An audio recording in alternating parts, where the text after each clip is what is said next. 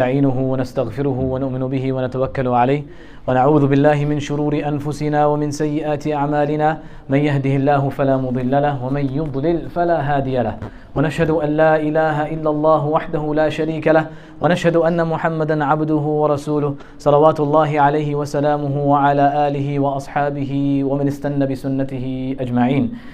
يا أيها الناس اتقوا ربكم الذي خلقكم من نفس واحدة وخلق منها زوجها وبث منهما رجالا كثيرا ونساء واتقوا الله الذي تساءلون به والأرحام إن الله كان عليكم رقيبا. يا أيها الذين آمنوا اتقوا الله حق تقاته ولا تموتن إلا وأنتم مسلمون. يا أيها الذين آمنوا اتقوا الله وقولوا قولا سديدا يصلح لكم أعمالكم ويغفر لكم ذنوبكم ومن يطع الله ورسوله فقد فاز فوزا عظيما. أما بعد. عباد Allah, there is a wave of liberalism that is working extraordinarily hard to extract the very iman that is in your heart, to reduce you to someone who believes in everything and believes in nothing. There is a concerted effort under the guise and under the banner of freedom and equality to take away your belief in Allah subhanahu wa ta'ala, your following of the Messenger sallallahu alayhi wa sallam, and the very morals and ethics that you believe are the signposts between right and wrong. This is happening on a grand scale, and it's happening on a massive scale, and it's happening everywhere.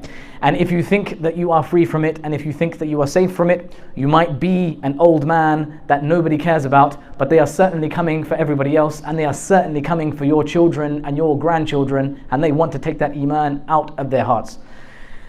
And this is so apparent and so barefaced that it has come to the point that our very characteristic as Muslims that make us great as a nation and as a people, and this iman that Allah subhanahu wa ta'ala has planted in our hearts, that is supposed to signify us that are different from the rest and that are far greater than the rest, is kuntum khayra ummatin ukhrijat linnas, that we are the best of nations that are brought forth for mankind. As Allah subhanahu wa ta'ala, He says, ta'muruna bil ma'ruf wa tanhawna 'anil munkar wa tu'minuna billah, that you enjoin good and you forbid evil, and you believe in Allah subhanahu wa ta'ala.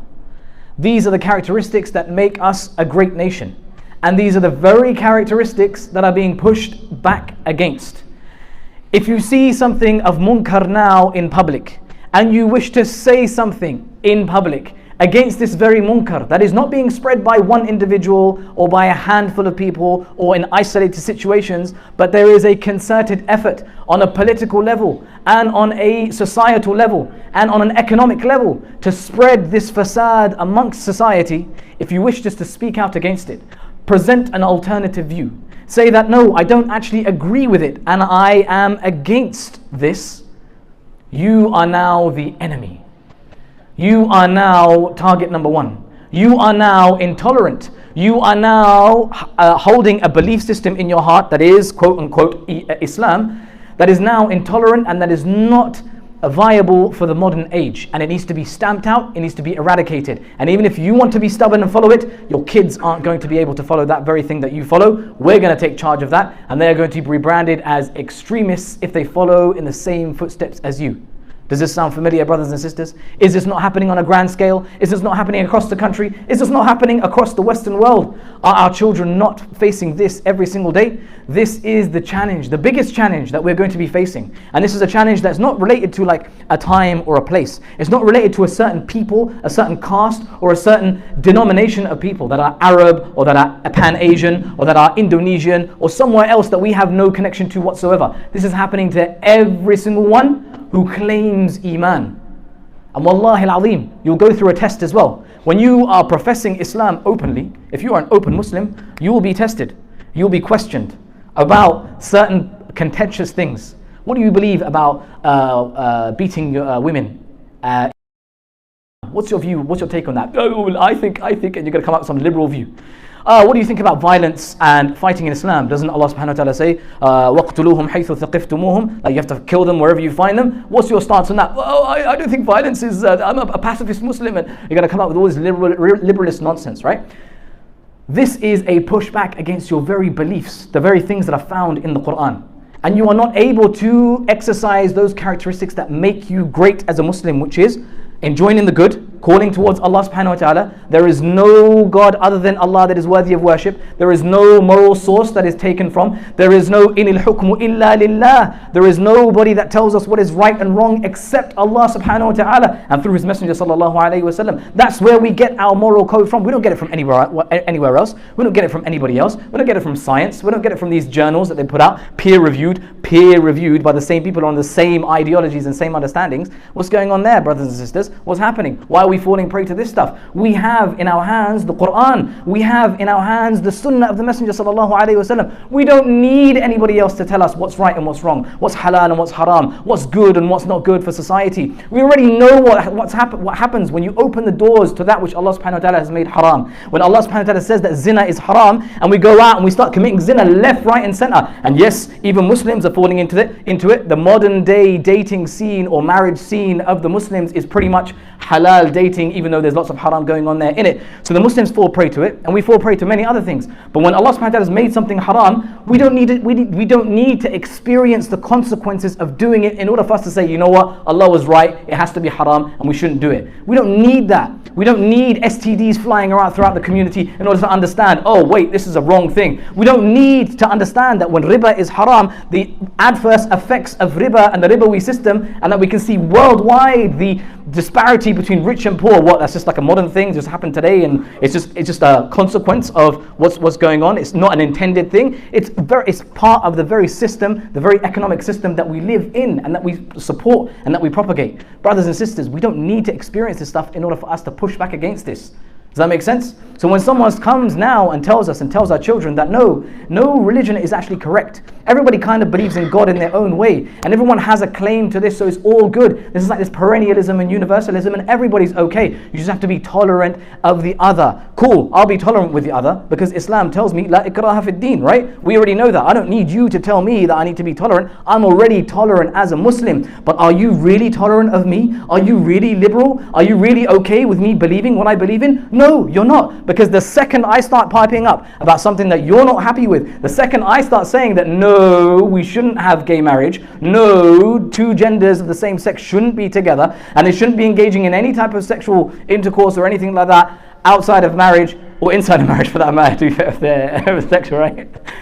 But none of that stuff happens in Islam, right? That's the red line. You can't tell me now that no, I have to be like somehow change my views and change my values, reinterpret the Quran, put that aside because it's a bygone age of 1400 years ago and so on and so forth. It doesn't happen that way. I'm so sorry. Brothers and sisters, we're living in a postmodern world. And what that means is, right, modernism came and it redefined many things for us. It redefined what society was. It redefined what family was. It redefined a bunch of different things, right? Now we're living in postmodernism, which is redefining further. Meaning, what do you do when you've already redefined something? What definition is supposed to come after that? No definition.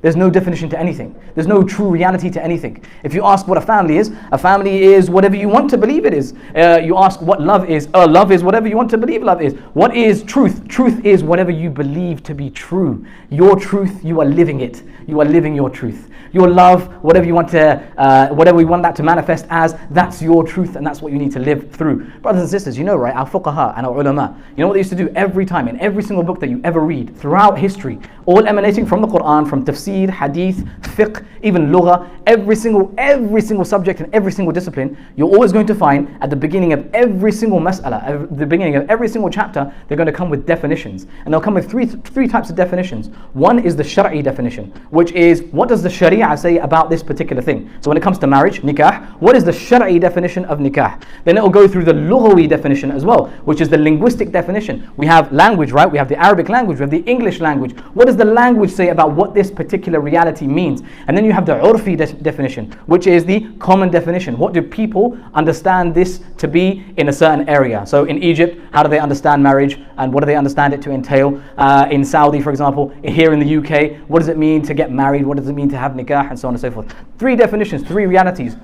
Once you recognize the reality, you're able to then deal with this particular issue. What is included in it, what is excluded from it, what is right in it, what is wrong in it, and so on and so forth. Then you can have those debates. We don't even have definitions for things anymore. What is a woman?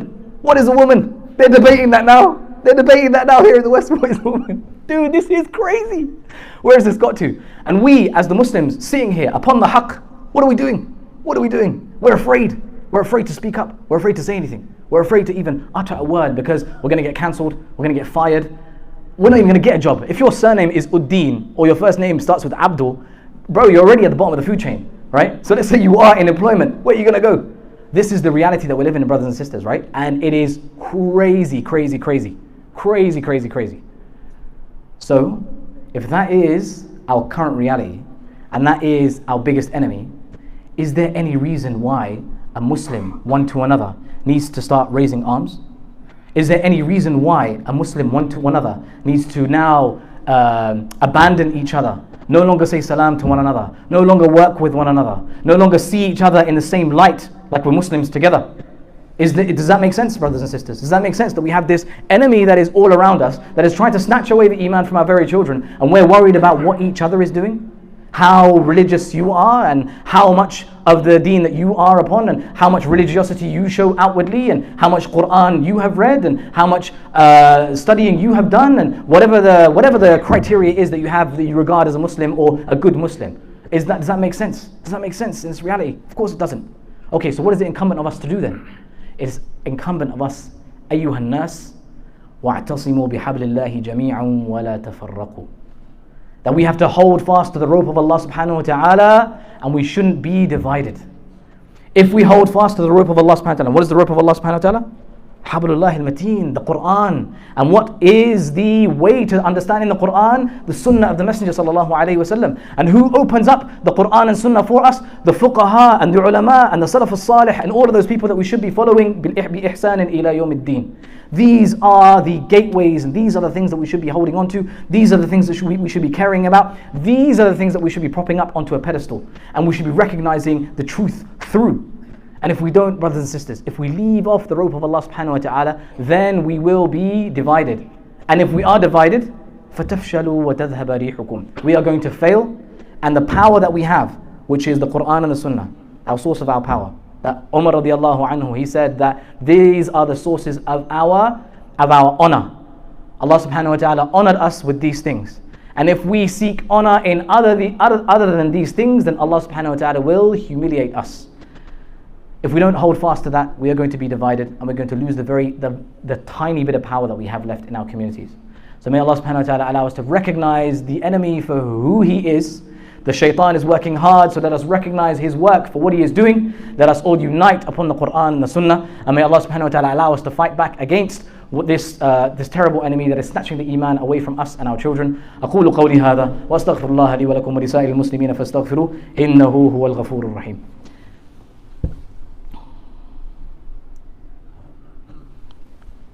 بسم الله والحمد لله والصلاة والسلام على رسول الله وعلى آله وصحبه ومن والاه وبعد. عباد Allah, we have to reconnect and rekindle our connection with Allah subhanahu wa ta'ala. We have to renew our covenant, our ahd with Allah subhanahu wa ta'ala. That we agreed to worship Allah subhanahu wa ta'ala and worship Allah subhanahu wa ta'ala alone. And we agreed to follow in the footsteps of the Messenger sallallahu alayhi wa sallam and take his life as a moral code and a moral authority in our lives. We need to renew this every time, every day, every evening, every morning, every week. We have to renew this. And we do this through our adhkar, we do this through our salah, we do this through all of our acts of ibadah and our acts of worship. And one of the ways in which we can do this is through dua to Allah subhanahu wa ta'ala. Luckily for us, we are in the day of Jummah, and there is an hour on the day of Jummah. Allah subhanahu wa ta'ala accepts all du'as. So we ask Allah subhanahu wa ta'ala from the bottom of our heart and with the utmost sincerity to forgive our sins, to overlook our shortcomings, save us from the punishment of the hellfire. ربنا آتنا في الدنيا حسنة وفي الآخرة حسنة وقنا عذاب النار. ربنا ظلمنا أنفسنا وإن لم تغفر لنا وترحمنا لنكونن من الخاسرين. اللهم أرنا الحق حقا وارزقنا اتباعه وأرنا الباطل باطلا وارزقنا اجتنابه. اللهم انصر إخواننا المسلمين المستضعفين في كل مكان يا رب العالمين. اللهم وفقنا لكل عمل تحب وترضاه يا رب العالمين، ويسر لنا أمورنا كلها يا أكرم الأكرمين. وصل اللهم على سيدنا محمد وعلى آله وصحبه وسلم. عباد الله رحمكم الله، إن الله يأمر بالعدل والإحسان وإيتاء ذي القربى وينهى عن الفحشاء والمنكر والبغي يعظكم لعلكم تذكرون. واذكروا الله العلي الجليل يذكركم واشكروه يزدكم ولذكر الله أكبر والله يعلم ما تصنعون. وأقم الصلاة.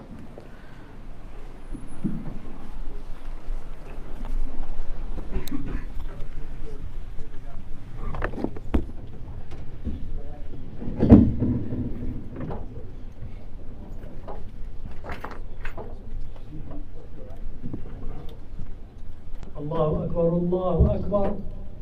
أشهد أن لا إله إلا الله. أشهد أن محمدا رسول الله. حي على الصلاة حي على الفلاح. قد قامت الصلاة قد قامت الصلاة.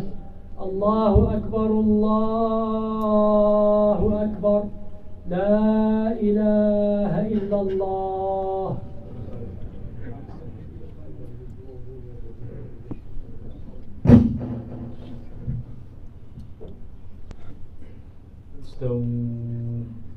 استووا واعتدلوا. Straighten the rows, fill in the gaps. Standing shoulder to shoulder. Move over to the left as much as possible to make space for brothers coming in to the hall.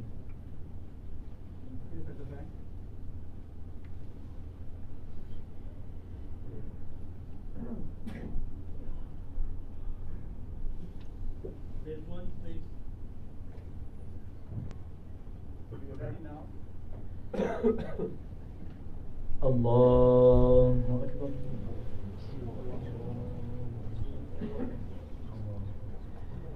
الحمد لله رب العالمين الرحمن الرحيم مالك يوم الدين إياك نعبد وإياك نستعين اهدنا الصراط المستقيم صراط الذين أنعمت عليهم غير المغضوب عليهم ولا الضالين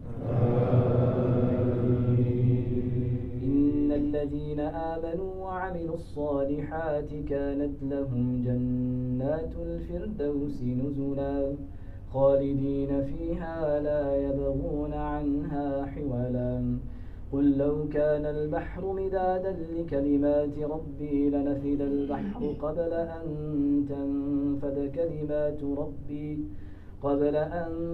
تنفد كلمات ربي ولو جئنا بمثله مددا قل إنما أنا بشر مثلكم يوحى إلي أنما إلهكم إله واحد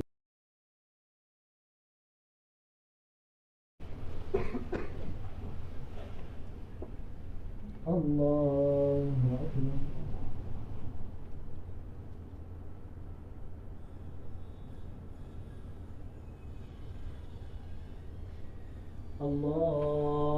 الله أكبر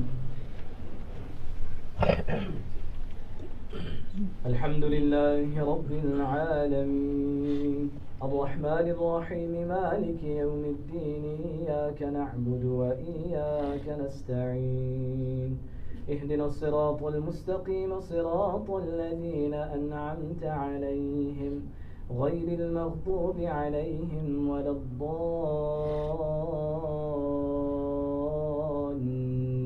الضالين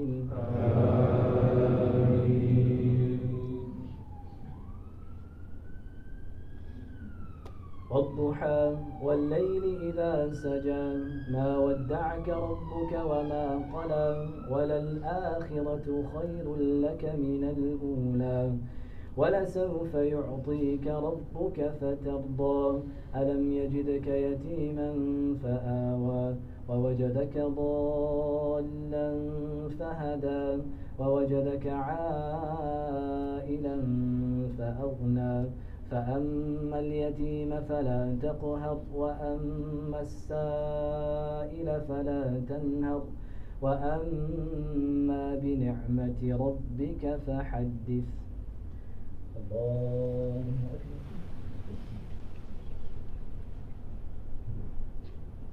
سمع الله لمن حمده الله أكبر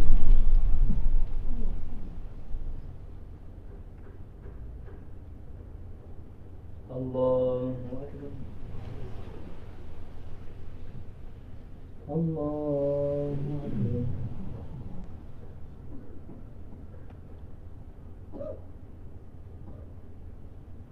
الله أكبر